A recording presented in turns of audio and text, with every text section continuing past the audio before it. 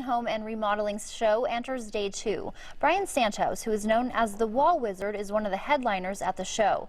WHNT News 19's Greg Screws spent some time with Santos as he prepares for the home show weekend.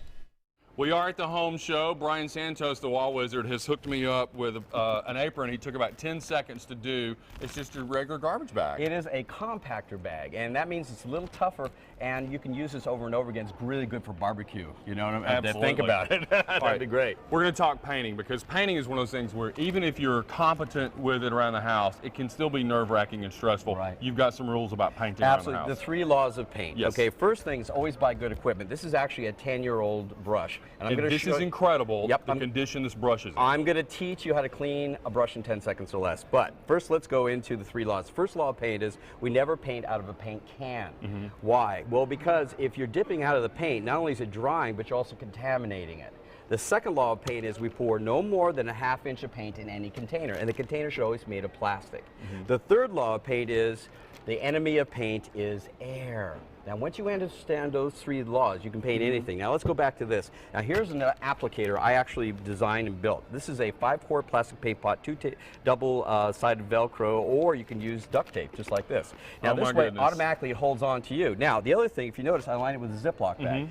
Number 1, it keeps the paint clean. Number 2, if I have to stop, I can zip it shut, and that way the paint doesn't actually dry inside the bucket. And at the end of the project, I can pull the bag out, and I can throw it away. No cleanup. Now, what do you do with your brush? Never set a brush like that, because then the paint drips off, and the minute you move, brush flies off. Never stand it up inside either. It bends the bristles and overloads it. You see that red thing?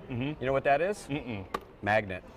It actually holds the brush, and if it drips back in. Now, why only a ½ inch of paint? Well, first thing, it forces you to refresh the paint more often. Right. Now, that's important because wizards work wet. And we're going to talk about that in class. Number 2, it's less weight to carry around, so you're not going to be being fatigued. And number 3, if you happen to actually slip, you actually now, have less to clean up when you're done. Yes, that's exactly. That's right. You know, I love that stuff, okay? So this is part of what we're going to be talking about in the Wizard's Workshop, okay? All the whys behind the how-to, because that's what makes a wizard. I'm all glittered up. Let me tell you what, these workshops that Brian's going to do are incredible, and this is epic if you're getting ready to get those house projects ready to go. Let's go back to the studio.